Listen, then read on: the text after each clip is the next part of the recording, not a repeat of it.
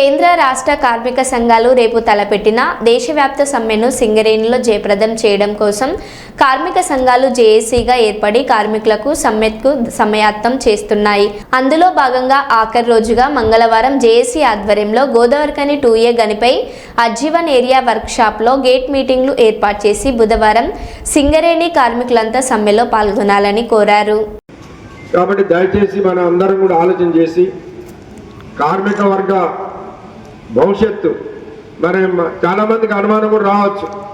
మరి నరేంద్ర మోడీ బిల్లే పాస్ చేసేసిండు, ఆయన నియంత. ఎందుకంటే మనం చూసాం ప్రపంచంలో పెద్ద పెద్ద నియంతలు హిట్లర్ లాంటి వాళ్ళు ఆయన ప్రపంచాన్ని ఏలాలని ఆయన నియంతగా పరిపాలన చేసిండు. కానీ ఏమైంది, హిట్లర్ కుక్క సాగు తెచ్చాడు. నియంతలకు ఎప్పుడైనా అదే జరుగుతుంది. అట్లాంటి నియంతగా ఇవాళ నరేంద్ర మోడీ ఉన్నాడు. మరి ఇవి ఆగుతాయా అని చాలామందికి అనుమానం రావచ్చు.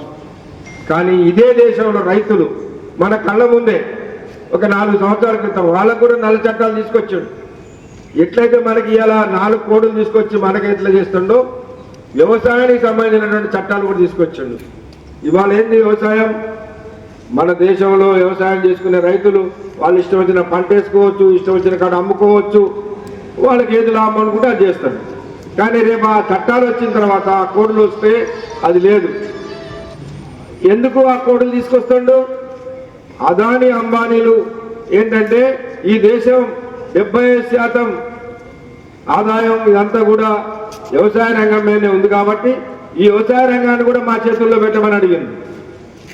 మొత్తం కార్పొరేట్ వ్యవసాయం తీసుకొచ్చి వాళ్ళకు అనుకూలంగా చేయాలని చెప్పి చట్టాలు తీసుకొస్తే వేదికపై ఉన్న జేఏసీ నాయకత్వానికి, వర్క్షాప్ కార్మిక సోదరులందరికీ కూడా శుభోదయం. విషయం మీకు స్ఫూర్తిగా అందరికీ తెలుసు. అందరికన్నా మేధావులు వర్క్షాప్ వాళ్ళు, అందరికన్నా లాస్ట్ మీటింగ్ మీదే. కాబట్టి ఇంకా మీకు విపులంగా చెప్పలేదు, తెలియదు అని చెప్పడానికి ఏం లేదు. 99.2 నెలల కాలం చేస్తున్నాం. మే 20 తారీఖు నాడు జరగాల్సిన సమ్మె పాకిస్తాన్ బాంబెత్తులని ఇండియాకు మద్దతు ఉండాలని నరేంద్ర మోడీ ఇష్టం లేకపోయినా దేశాన్ని కాపాడుకోవడం కోసం మనం అందరం భాగస్వామ్యంగా సమ్మె విరమించుకొని నరేంద్ర మోడీకి అండగా నిలబడ్డాం, ప్రభుత్వానికి అండగా నిలబడ్డాం. కానీ అదే నరేంద్ర మోడీ ఇలా మన మీద బాంబెత్తాడు. దానికన్నా ఇంకా ఆ పాకిస్తాన్ బాంబెత్తే 100 మంది 1000 మంది చచ్చిపోతురు కావచ్చు. కానీ ఇలా 50 కోట్ల మంది చంపడానికి బాంబెత్తాడు. అందుకని మనం మరింత శక్తివంతంతో ప్రజలతో భాగస్వాములు చేసుకొని, రైతులను భాగస్వాములు చేసుకొని, మన కుటుంబ సమస్యలు భాగస్వాములు చేసుకొని ఎదురించాల్సిన సమయం అవసరమైంది. ఇవాళ చాలా మందికి అసలు ఏం జరుగుతుందో తెలియట్లేదు. ఇట్లాంటి సమ్మెలు చాలా వచ్చాము. ఈ సేమ్ డిమాండ్ మీద ఇప్పటికి 5-6 సమ్మెలు చేసినాం మనం. నరేంద్ర మోడీ వచ్చిన ప్రభుత్వం వచ్చిన దగ్గర నుంచి వెళ్ళి కేవలం చట్టాల మీదనే ఇప్పుడు 4-5 సమ్మెలు 3 రోజులు చేసినాం. ఇది లాస్ట్కు అమలుకి వచ్చింది. ఒప్పందాలు అయినాయి, తీర్మానాలు అయిపోయినాయి, చట్టాలు అయిపోయినాయి. ఇప్పుడు అమలు కోసం వచ్చే లాస్ట్ సమయం అయిపోతున్నాం.